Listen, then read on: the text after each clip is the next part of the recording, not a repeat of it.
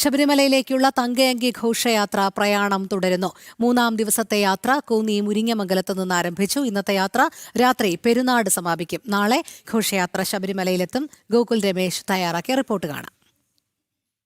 ശബരിമലയിലേക്കുള്ള തങ്കയങ്കി ഘോഷയാത്ര അതിൻ്റെ 3-ാം ദിവസത്തെ പ്രയാണം നടത്തിക്കൊണ്ടിരിക്കുകയാണ്. 3-ാം ദിവസമായിട്ടുള്ള ഇന്ന് രാവിലെ കോന്നി മുരിങ്ങമംഗലത്ത് നിന്നാണ് തങ്കയങ്കി ഘോഷയാത്ര പുറപ്പെട്ടിട്ടുള്ളത്. ഇന്ന് വിവിധ കേന്ദ്രങ്ങളിൽ എത്തി. അതിനുശേഷം വൈകിട്ട് പെരുന്നാട് അയ്യപ്പസ്വാമി ക്ഷേത്രത്തിലാണ് 3-ാം ദിവസത്തെ യാത്ര പരിസമാപ്തി കുറിക്കുന്നത്. നാളെ ഈ തങ്കയങ്കി സന്നിധാനത്ത് എത്തിച്ചേരും. നാളെ രാവിലെ പെരുന്നാട് ക്ഷേത്രത്തിൽ നിന്ന് ആരംഭിച്ച്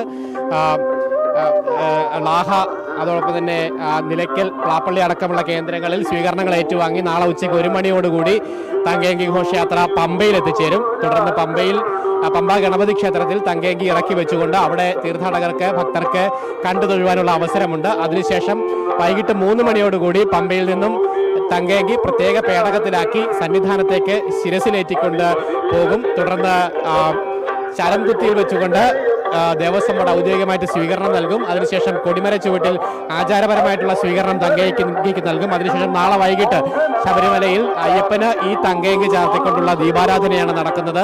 അതിനുശേഷം മറ്റന്നാൾ 27-നാണ് ശബരിമലയിൽ മണ്ഡലപൂജ ചടങ്ങുകളൊക്കെ നടക്കുന്നുണ്ടാവുക. മണ്ഡലപൂജയോടുകൂടി ശബരിമലയിൽ 41 ദിവസങ്ങൾ നീണ്ടുനിന്ന മണ്ഡലകാലത്തിന് കൂടി പരിസമാപ്തി ആവുകയാണ്. എന്തായാലും വരുന്ന ദിവസങ്ങളിൽ ശബരിമലയടക്കം വലിയ ഭക്തജനത്തിരക്ക് അനുഭവപ്പെടാൻ സാധ്യതയുണ്ട്. ഒപ്പം ഈ തങ്കയങ്കി ഘോഷയാത്ര കടന്നു പോകുന്ന മേഖലകളിലൊക്കെ വലിയ ഭക്തജനത്തിരക്ക് തന്നെ നമുക്ക് കാണുവാനായിട്ട് സാധിക്കുന്നുണ്ട്. ആദ്യ ദിവസം ആറന്മുള പാർത്ഥസാരഥി ക്ഷേത്രത്തിൽ ആരംഭിച്ചത് മുതൽ തന്നെ ഇത് കടന്നു പോകുന്ന പാതകളിലും അതോടൊപ്പം തന്നെ ഇത് എത്തി നിൽക്കുന്ന ഓരോ ക്ഷേത്രങ്ങളിലും സ്വീകരണത്തിനായിട്ട് വന്നിരിക്കുന്ന ഓരോ ക്ഷേത്രങ്ങളിലുമൊക്കെ തന്നെ ഈ തങ്കയങ്കി കണ്ടു തൊഴുവാനായിട്ട് വലിയ സംഖ്യയിൽ ഭക്തജനങ്ങൾ എത്തിച്ചേരുന്ന ഒരു കാഴ്ചയും നമുക്ക് കാണുവാനായിട്ട് സാധിക്കുന്നു. എന്തായാലും തീർത്തും ആചാരപരമായിട്ട്, ഐതിഹ്യപരമായിട്ട്, ഭക്തിനിർഭരമായിട്ടുള്ള ചടങ്ങുകളോട് കൂടി തന്നെയാണ് തങ്കയങ്കി ഘോഷയാത്ര പുരോഗമിച്ചുകൊണ്ടിരിക്കുന്നത്. എന്തായാലും നാളെയോടുകൂടി തങ്കയങ്കി ശബരിമലയിൽ എത്തിച്ചേരുന്നതോടുകൂടി ആ ഒരു ഘോഷയാത്രയ്ക്ക് പരിസമാപ്തിയാകും.